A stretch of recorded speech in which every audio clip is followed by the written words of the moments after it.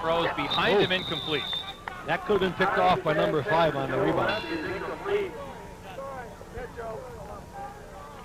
Pass a little behind Alefi. That's 3rd down and 9.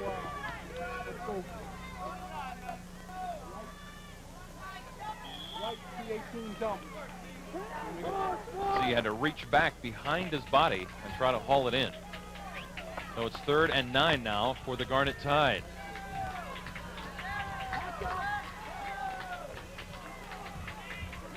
Hakeem and Alefi in the I formation behind J.P. Harris.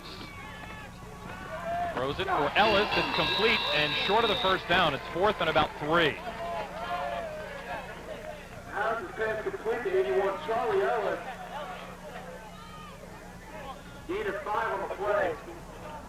4th down and 2. For the Garnet Tide. So it's 4th down and 2.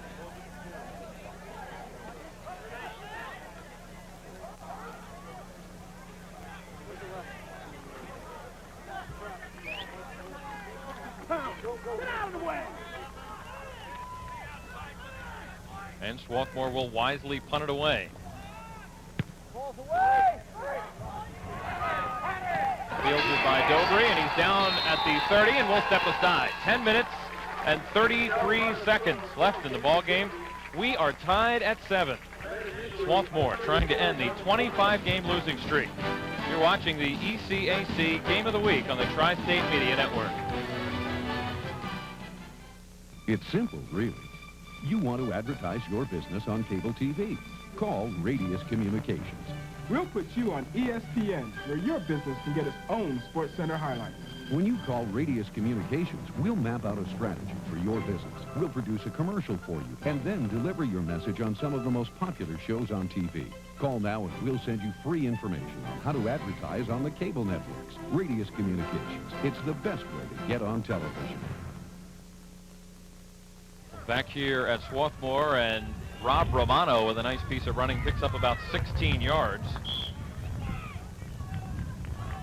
And it's a 1st down and 10 for the Diplomats at their own 46-yard line. 10 minutes and 15 seconds left in the ball game, and we are deadlocked at 7.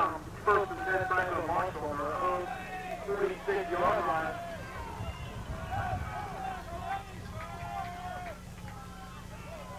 Mike Higgins under center. He's under pressure, and down he goes, and it's Joe Corso back at the 34-yard line and a loss of 12 yards. Joe Corso having a great day for this Swarthmore offense, or excuse me, the Swarthmore defense.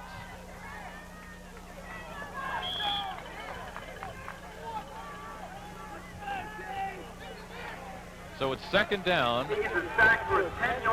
Take a look at Corso once again. 2nd down and 20.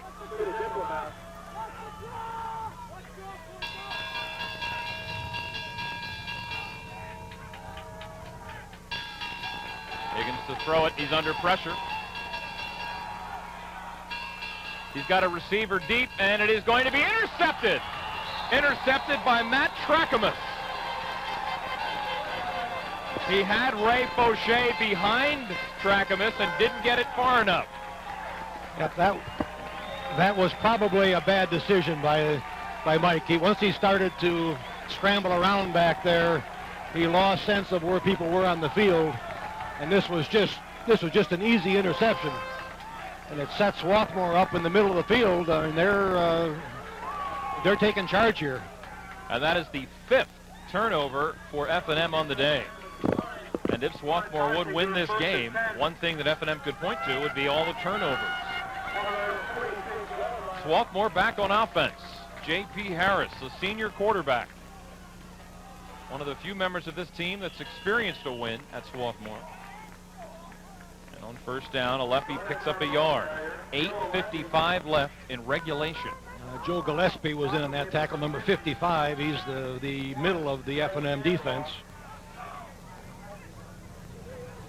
Time is starting to be a factor now. With Swarthmore has the wind at their back, what little wind there is, and it's kind of dropped away now. But they have the wind at their back, and they're looking into the sun, but the receivers will be looking away from the sun, so they certainly have an advantage in the last 8 minutes of this ball game. Absolutely. Second and long for the Garnet Tide. Harris to throw, looks, it's complete to Tutel, and he's got the first down to the 44-yard line. If he doesn't have it, he's less than a yard away from it. Britton Busby and Jason Dobry were on the tackle, but not before I think he got the first down. Take a look at the replay. You see Tutel's open. Dobry comes in, tries to stop him, and we're going to be close enough to measure. The chain gang will come across from the far sideline, and we'll take a look.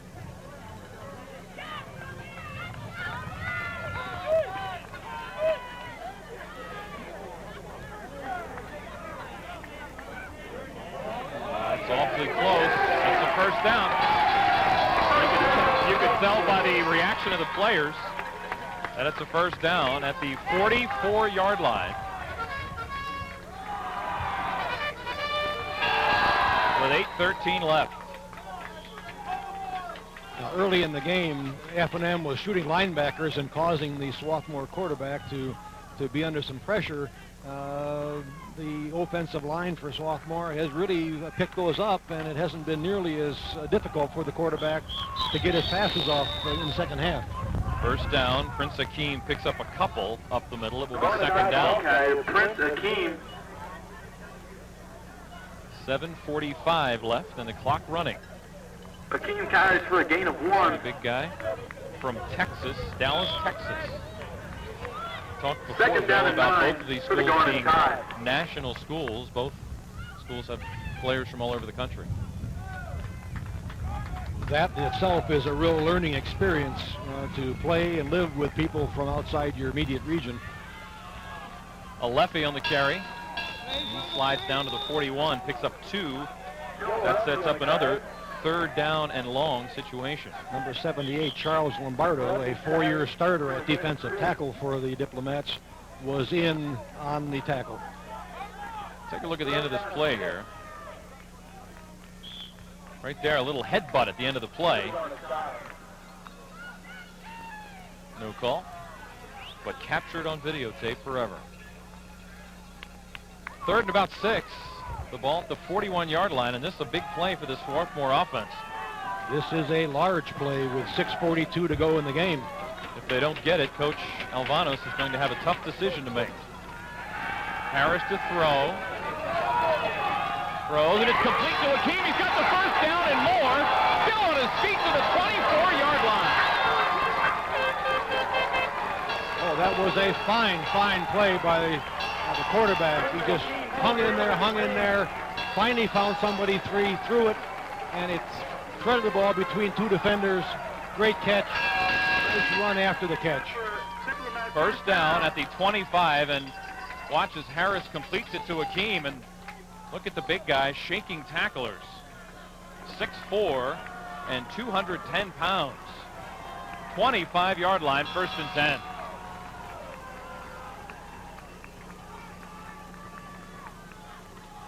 Alefi on first down. He's taken down for a loss. There's Joe Gillespie. Joe Gillespie with a big stop. Joe Gillespie on the carry. Brought down the backfield by 55, Joe Gillespie. Clock running, 5:50. That'll be a loss of 2. Ball on the 27-yard line. Now, if you're thinking field goal, Second down and 12 Swarthmore's field for goal the Garnet kicker, Tide. Rob Castellucci, is 0 for 1 on the season.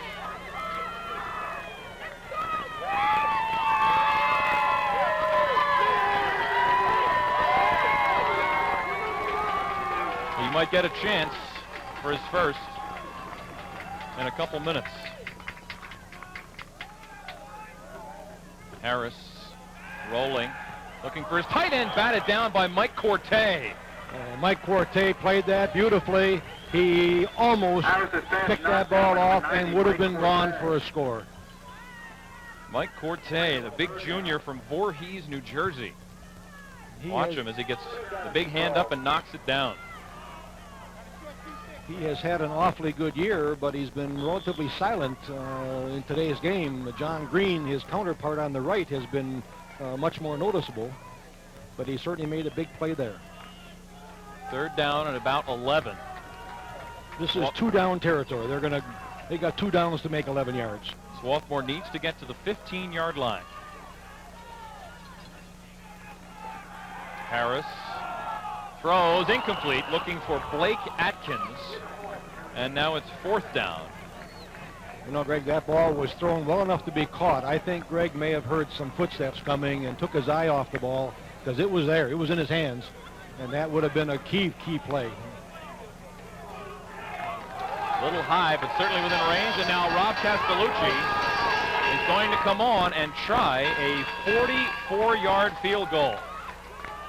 Castellucci from Iceland, New Jersey. This to give Swarthmore the lead. This would be Castellucci's first field goal of the season. It's long enough. It hits the upright. And it goes through. Holy mackerel. How about that, sports fans? It hit the crossbar and bounced across.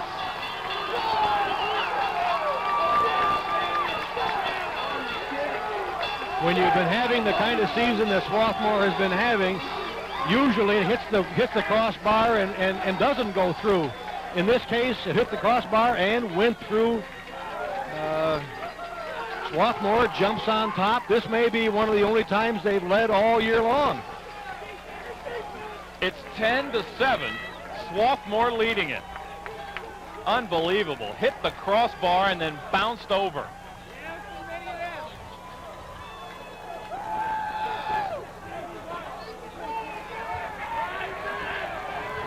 Swarthmore leads it 10-7. And with 5 minutes and 5 seconds left, many of the Swarthmore fans are on their feet. Castellucci, he's got to be flying as he kicks off, and it's fielded by Tyler Hard. Hard out to the 32-yard line. There's Peter Alvanos as he smells the first win for this school since 1995. You certainly have to give Swarthmore credit, and they just have hung around and hung around and hung around and took advantage and finally punched it through. It's 10-7, Swarthmore leading it.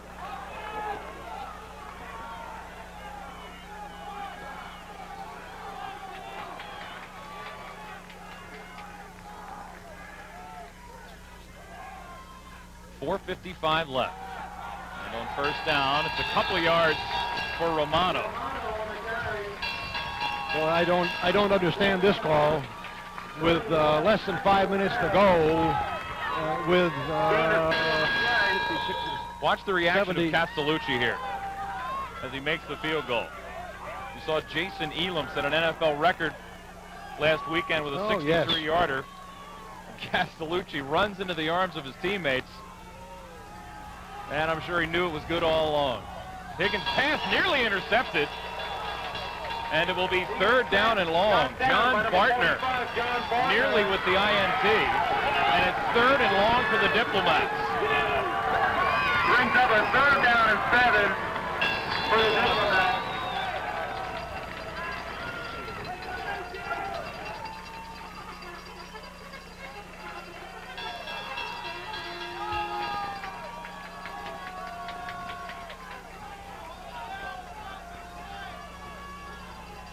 Third and long. Nice catch by Nate Schmidt out at the 47-yard line, and he needed all of his 6'5" frame to haul it in for the first down. And Tony Skiadas put Mike Higgins down after he threw the ball. He paid the price back there.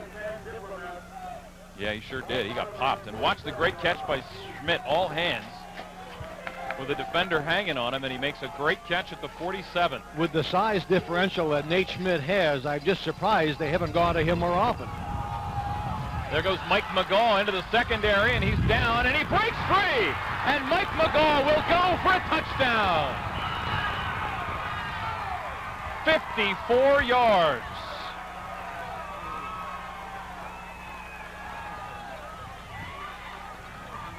his first career touchdown, and it couldn't come at a better time for the Diplomats as he broke a couple tackles and went for the score. Boy, the emotions all of a sudden have changed sides of the field. 30 seconds ago, the Swarthmore fans were on fire, and all of a sudden they're quiet, and the F&M fans are on fire. Nobody could wrap McGaw, and he went 54 yards for the score. And now a flag in on the extra point, as the extra point was good. Point will be good. They'll call roughing the kicker, and they'll penalize on the kickoff. So it's 14-10 with 3:45 remaining. And we will step aside. Well, the extra point made it impossible. Okay. We'll be back after this break. This tornado touchdown in western Kansas, fortunately, it remained out in open Looks country. pretty bad. That looks like about an F1 on the Fujita scale. Something like this. Now, imagine this. This is a 5. And this, that's a pickup truck.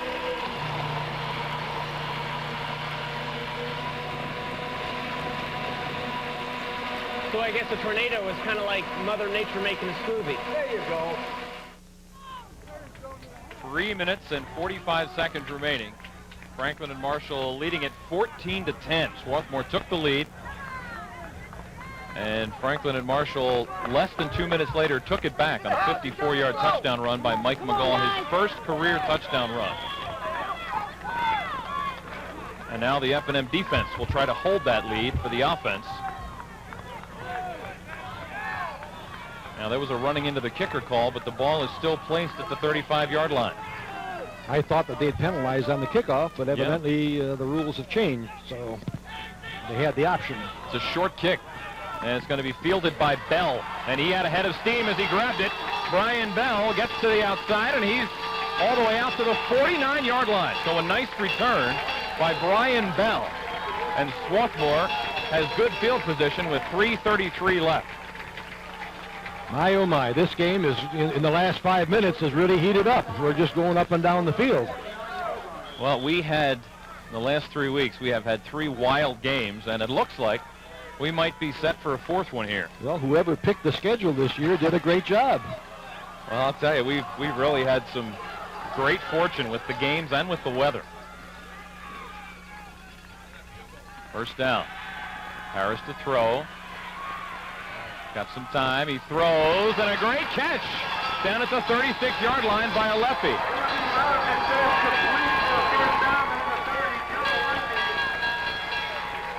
Well, that time the F&M brought some linebackers, which took away some defenders, and Harris bought enough time to find the open man. Great pass, nice catch. J.P. Harris is 12 of 22 on the day, with 1 touchdown, 1 interception. 3:10 left, the clock running. Swarthmore with 1 timeout remaining. Harris to throw, going for Bell. He steps inside and he holds it in. Oh, what a great catch at the 11-yard line.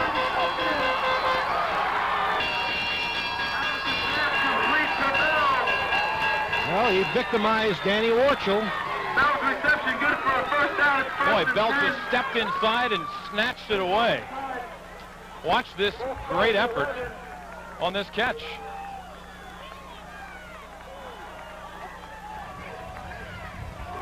Right there at the end.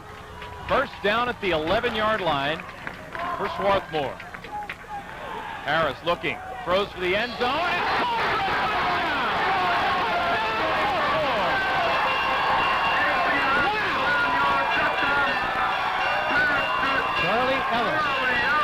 Charlie Ellis, what a great catch just over the goal line.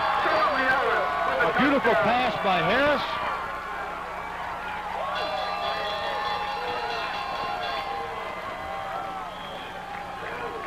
With 2:32 to play in the game.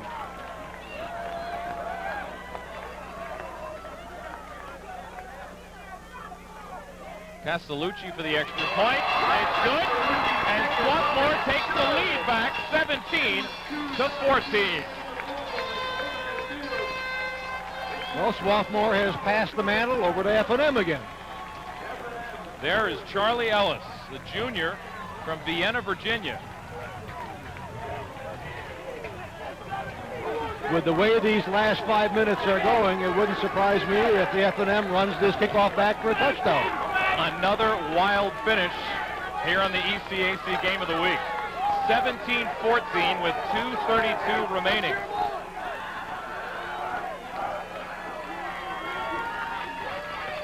And again, folks, we encourage you to give us a call, 1-800-766-2420. Swarthmore leading it, 17-14. J.P. Harris is 15 for 25, 231 yards, a season best for him, and a pair of touchdown passes. And the senior quarterback has really come through today for Swarthmore. F&M hoping that their senior quarterback, Mike Higgins, can lead them back down the field and at least tie this game up. Nice kickoff.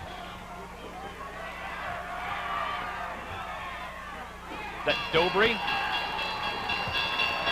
brings it out to the 30. By 31, Axel Neff, the number 81, Charlie Ellis. F&M takes over November 11th, 1995. The last win for this Swarthmore football program. Only the seniors were here. It was a 2-0 win over Washington and Lee. 2:23 left.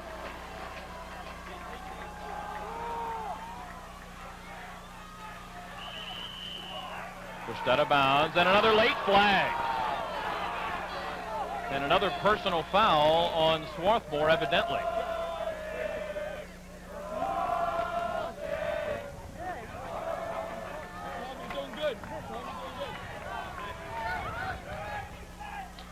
Let's see if we can pick it up here at the end of the play. Late hit out of bounds on the red. You just can't do that if you want to try to win the game. In a game like this, when your emotions are running high and you're on the verge of doing something special, it's very easy just to let your emotions run. Personal foul, late hit out of bounds on the defense, 15 yards to the end of the run. It certainly wasn't on purpose. Right. It just happens sometimes. It was Brian Burns. He tried to catch it, tried to stop it, but he still ran into him, and that is a late hit. Well, F&M has crossed the 50-yard line now. To the 47, 2:15 left, and F&M with 2 timeouts. Higgins looks underneath, and it is incomplete, and that's going to be interference. Yep. That's a good call. He was on his back and pinned his arm, so he couldn't really bring his arm up to catch the ball, or he's got the reception otherwise. Yep. Tony Hillary had the hand in. Now, unlike the pros, where it would be at the spot, they come back and it's 15 yards from the previous spot. That'll take it down almost to where the pass was anyway, at the 30, about the 33.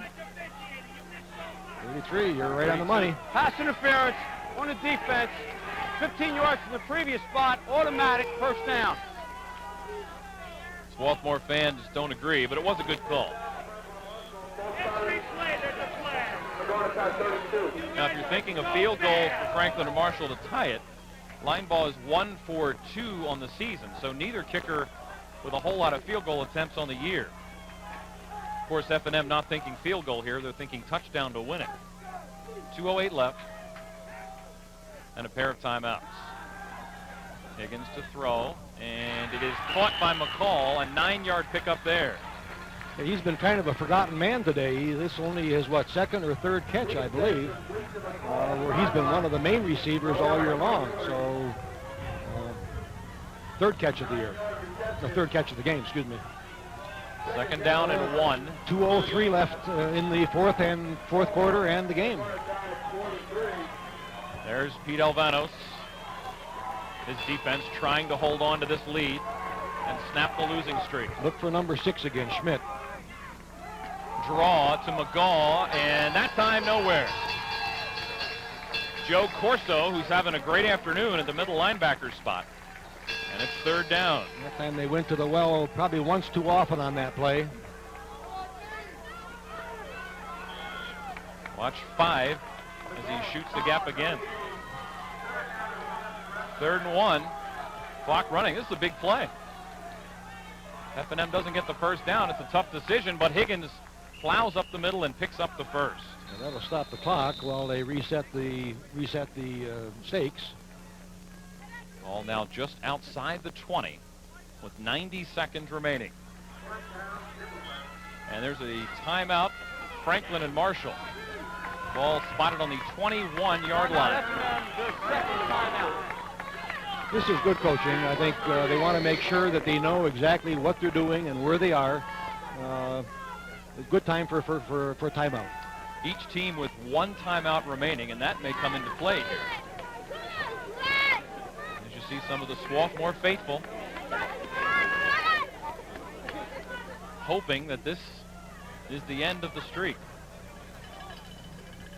Franklin and Marshall still with some hope to get a piece of the Centennial Conference title this year. They are 3-1 on the season, trailing Western Maryland, who's unbeaten.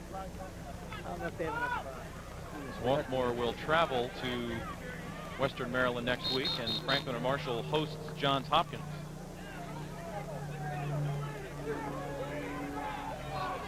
I know Nathan Schmidt has had a couple of good receptions so far this game. He's got a definite size advantage over his defender. So if Higgins can throw the ball up in the air, look for Schmidt to take one like a basketball pass. Schmidt is just out of your picture beyond Forche, who's number 89. Higgins to throw, and it is incomplete. Second down. Higgins here in the second half is 6 for 14.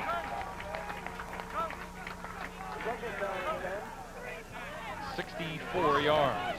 He's made a couple of key passes, but many of his passes have not looked very good. They've been kind of dying eagles and wobblers. He needs to thread the needle on one here to keep this drive going if F&M is going to score. 2nd and 10. Higgins looking, throwing for the end zone. It is knocked away in a nice defensive play by Tony Hillary, who makes up for the pass interference call a few moments ago. And it's 3rd down and 10, and the bell is ringing here at Swarthmore. Well, a big 3rd down play here, Bill. If you don't pick up the first down, you got to try the field goal to tie it. Yep, now you're getting into nail bite time.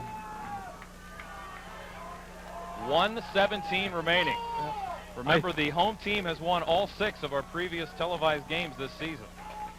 I really think that F&M is out of field goal range here, so I think this is 2-down territory. Okay. 3rd and 10 from the 21. Higgins throws, and it is caught. A sliding catch by Andy Gilbert. No, the other official says incomplete. The other official says incomplete.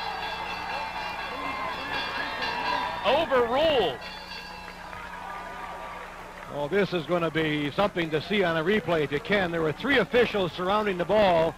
2 of the officials said completion, and the 3rd said incomplete. Let's see. Hard to tell from that angle. It looked awfully close and hard to tell. Well, 4th down and 10, and Franklin and Marshall's going to go for it.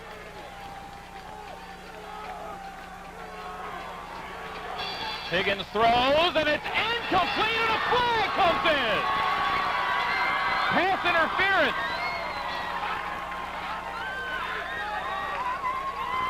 Yep. Pass interference on Swarthmore. Wow. Well, Swarthmore may have gotten the call on the previous pass where the overrule came. In this case, the call went against them.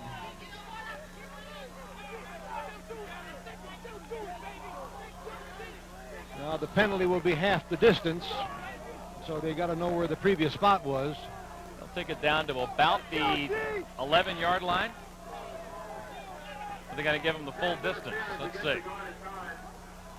The ball's on the 6 right now. It's on the 6-yard line right now. On the defense, 15 yards, previous spot, first down. Give him 15 yards, so it's first and goal from the 6 with 1 minute left. Now we've got a whistle.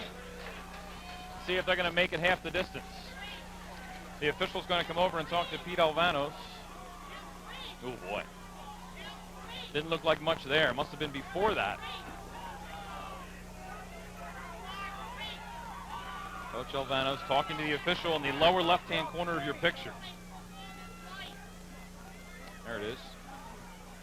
See if he's getting the explanation. I think this might cost them a timeout because coach just can't stop the game and call the official over to the sideline.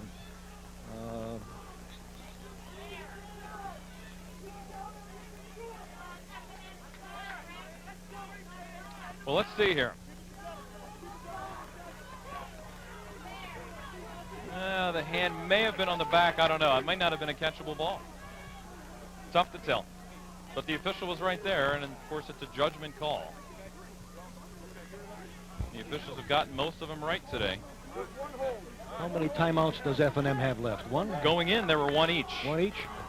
And now Swarthmore is charged with a timeout. Yep. So Swarthmore's out of timeouts. There's 1 minute Timeout, left. Swarthmore. That is your last timeout of the second half. Well, first down and goal at the 6. Well, this game certainly has had its share of emotions, mostly in the last 10 minutes. Yeah, it's been another wild finish.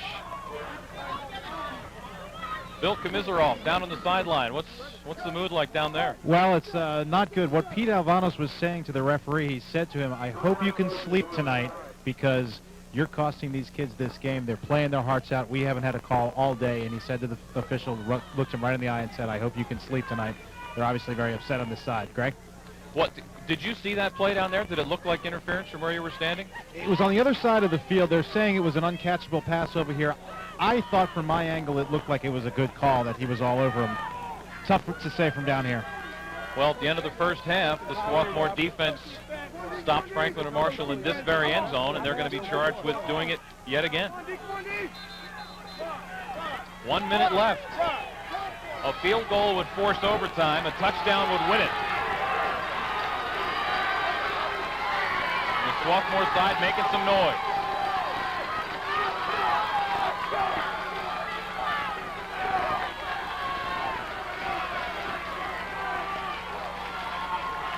Here we go.